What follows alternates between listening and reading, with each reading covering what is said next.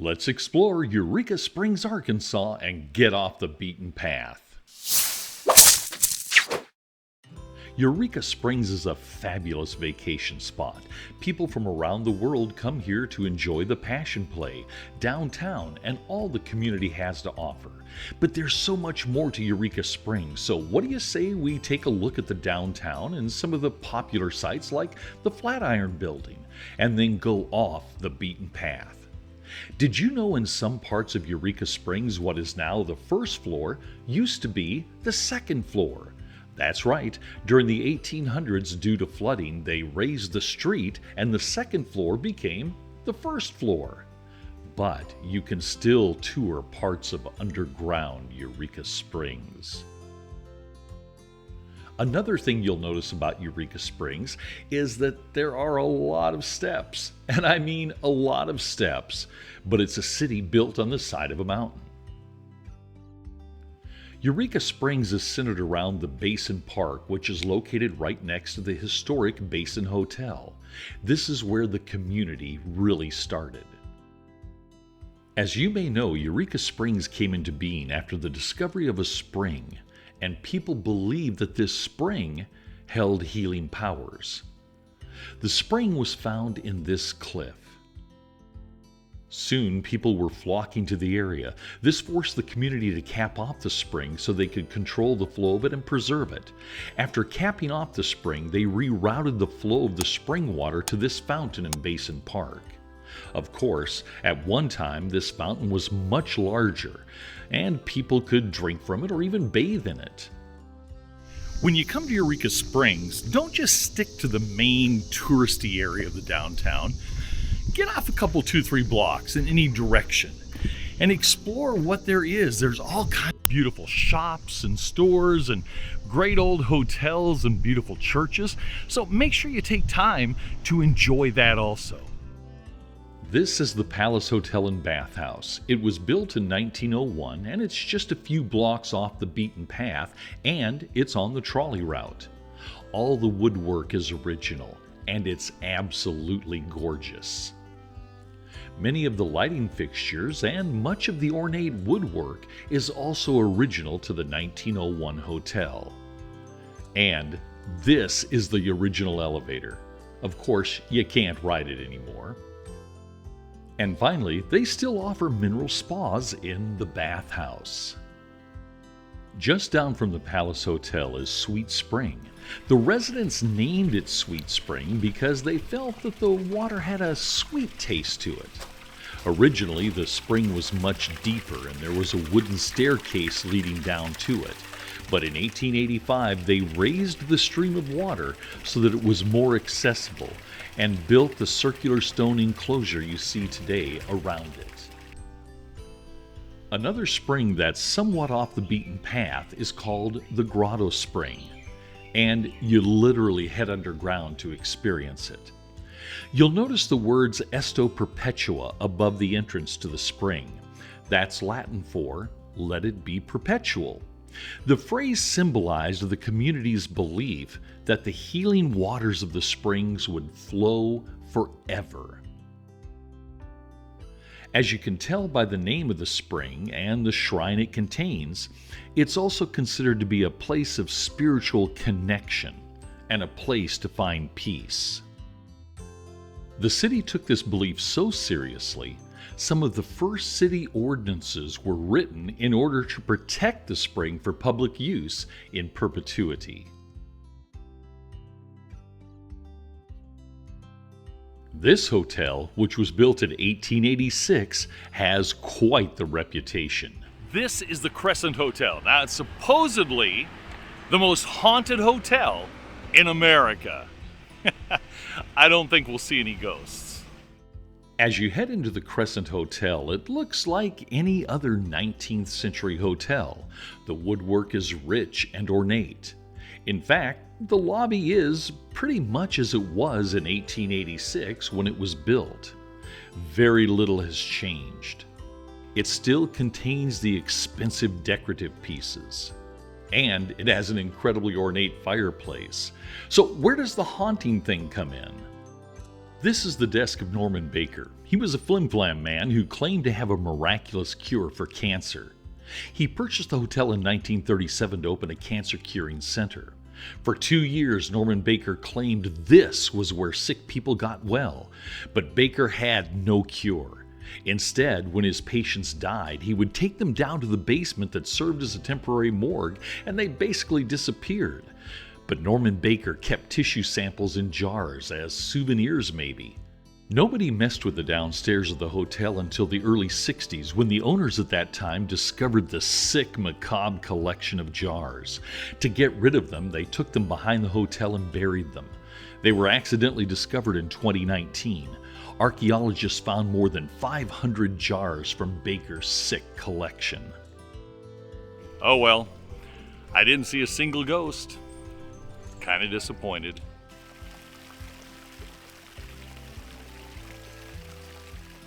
This is Quigley's castle, and it's got a pretty bizarre story behind it. They bill themselves as the Ozarks' strangest dwelling, and I'm telling you, it's true. A lady by the name of Elsie Quigley loved rocks, and she spent her entire life from the time she was a child collecting rocks. When she got married, she made her husband promise her he would build her a home made out of her rocks. However, that was during World War II and building supplies were scarce, so they were living in a small shack on the property.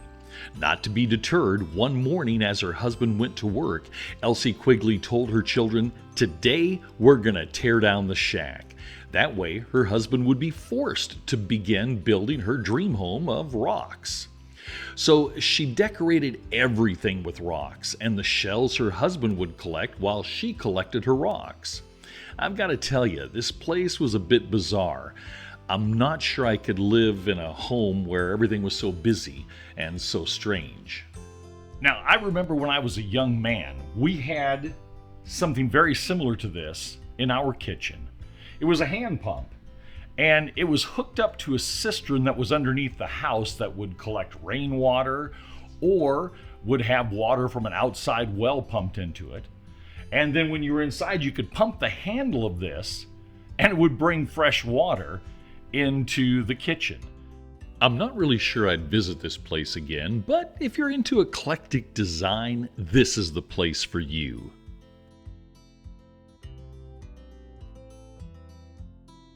But this is a place I'm really glad we stopped at, Pivot Rock Park. It's inexpensive and it's got some really cool natural rock formations. It's probably a little less than 1 mile out and back, and the trail's pretty easy. First, you'll come to a natural bridge. Now, this may not look too awfully big, but it's about 6 feet tall. And then there's this beauty. This is Pivot Rock. It's really a pedestal stone, but they call it Pivot Rock. You know, and it's amazing when you look at it, how over the years, something like this was formed. I mean, it just makes you look at the, Mother Nature and go, how amazing is that? A little further down the trail, you come to what they call stacked rocks. These are rock formations in which it looks like the rocks themselves are layered one on top of the other.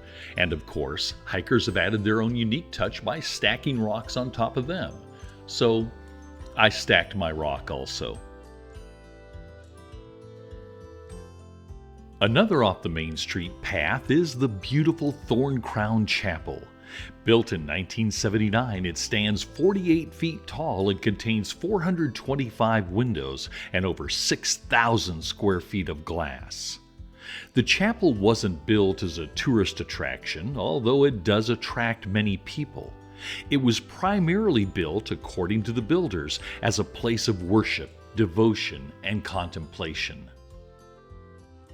Another interesting site that's definitely off the beaten path is the Little Golden Gate Bridge. It's located about 7 miles north of Eureka Springs. When cars arrive at the entrance to the bridge, they have to stop on both sides, and they have to look across the bridge to see if there's anybody else on the bridge, because it's only a 1-lane bridge.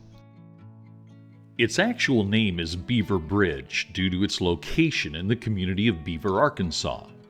But it got its nickname due to the fact it kind of looks like the famous Golden Gate Bridge in San Francisco. After a flood took out the old concrete bridge in 1943, they began construction on this bridge in 1947. Over $107,000, and 2 years later, this bridge was open to the public, and for the last 75 years, it's been getting folks across the White River.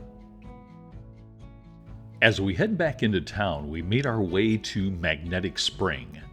The community believed that if you put metal objects in the spring, they'd become magnetized, and they believed those magnetic properties had healing power. In the 1800s, they believed that if you drank or bathed in this water that they believed was magnetically charged, it would cure anything from cancer to drug addiction. And addiction was pretty prevalent since many medications contained alcohol and narcotics.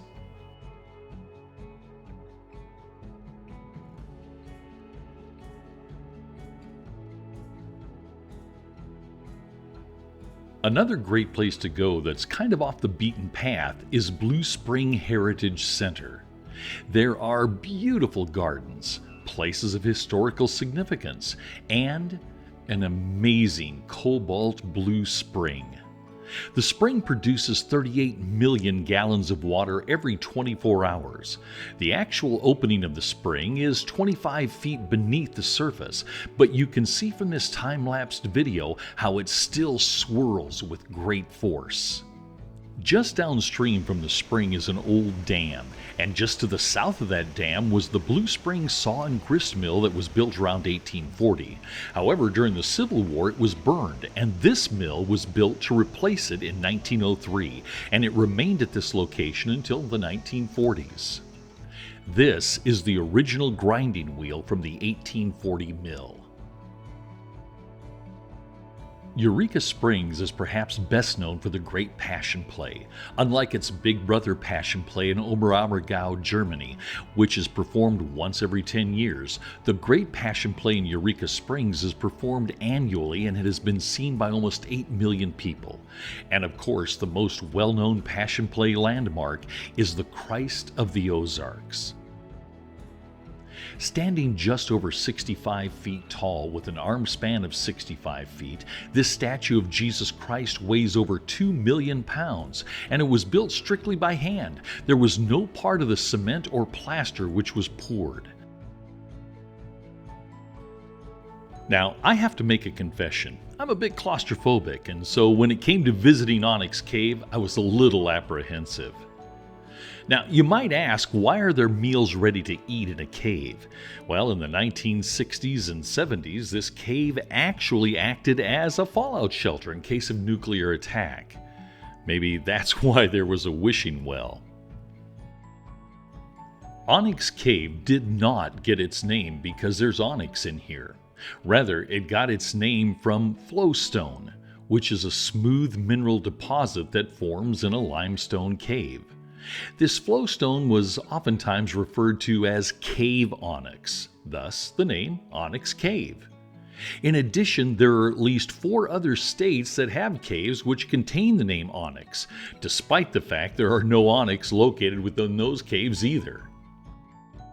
When you go into the cave, you're several hundred feet beneath the ground. It's kind of an eerie feeling.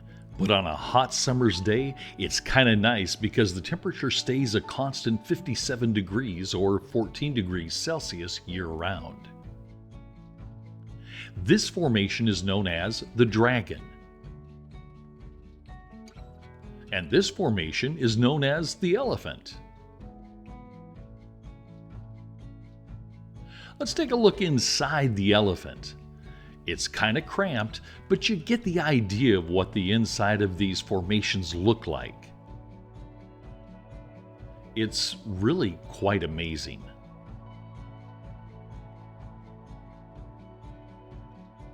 Within the cave, you'll find both stalagmites and stalactites.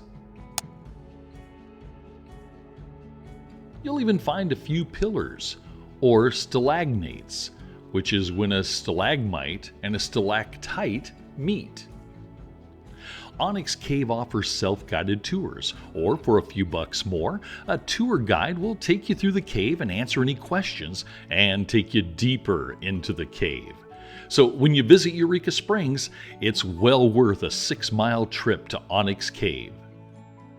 We hope you enjoyed our video on Eureka Springs. If you did, give us a thumbs up and hit the subscribe button. Thanks for watching any way you travel.